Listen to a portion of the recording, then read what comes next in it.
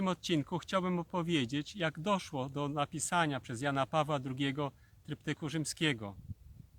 Korzeni tego tematu trzeba szukać w wakacyjnych wędrówkach, które Karol Wojtyła co roku w lecie odbywał z zaprzyjaźnionym małżeństwem Andrzejem i Wandą Półtaskimi.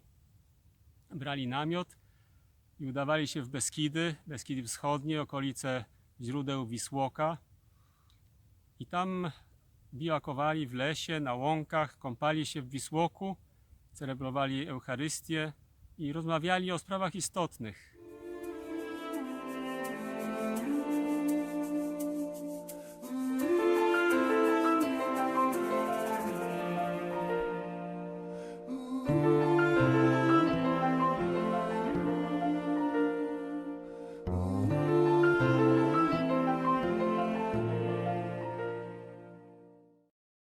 W takich okolicznościach Karol Wojtyła miał też wiele okazji do tego, aby medytować nad sprawami, które po wielu latach pod koniec życia opisał w tryptyku rzymskim. Wanda Półtaska zebrała zapiski, które wtedy robiła w czasie tych wędrówek w książce wydanej 10 lat temu pod tytułem Beskidzkie rekolekcje. W tej książce także opisuje, jak w sposób bezpośredni doszło do tego, że Jan Paweł II rozpoczął pisanie tryptyku rzymskiego. Całe lata Wanda Półtaska razem z mężem, także dziećmi czy wnukami jeździli do Watykanu, aby spędzać jakiś czas wakacyjny ze swoim przyjacielem, z Janem Pawłem. Czytali razem wiele lektur.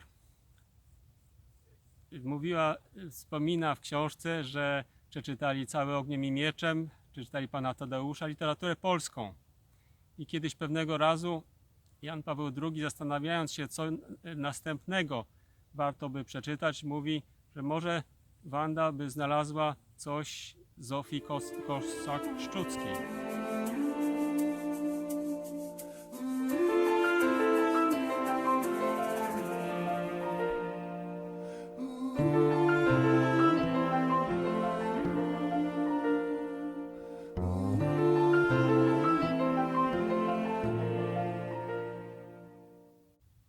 I oto kiedyś, będąc w Krakowie, idąc ulicą, przechodząc koło kramu z książkami, znalazła jakiś nieznany tytuł Wandy Zofii Kossak-Szczuckiej, który wzięła do ręki i stwierdziła, że może właśnie tę książkę przeczytają następnym razem z papieżem.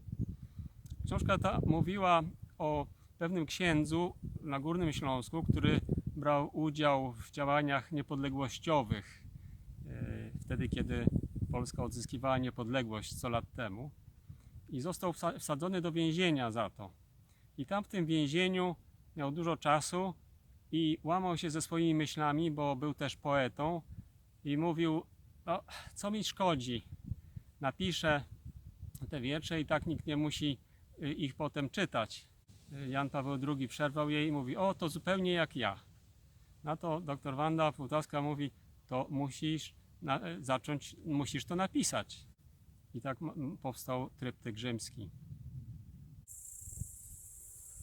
Ostatni wiersz napisał Ojciec Święty w październiku 1978 roku, a potem już nie pisał. No i tak się stało.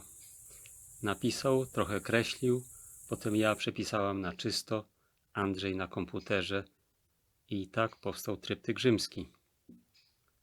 Na gotowym tekście napisałam na brzegu ołówkiem datę 14 września 2002 Castel Gandolfo, a potem zapomniałam zetrzeć.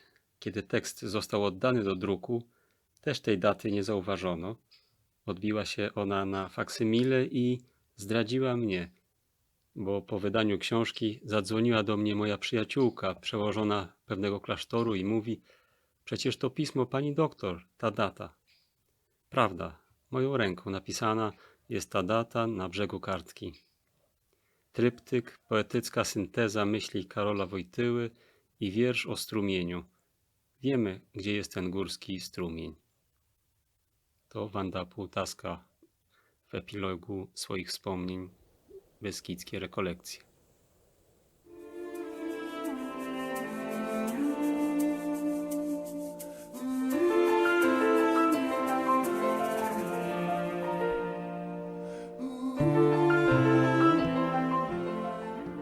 Strumieniu leśny, odsłoń mi tajemnicę swego początku. Strumieniu leśny, strumieniu, dlaczego milczysz? Jakże starannie ukryłeś tajemnicę twego początku. Pozwól mi wargi umoczyć w źródlanej wodzie. Jeśli źródło znaleźć chcesz, musisz iść do góry po prąd. Przedzieraj się, szukaj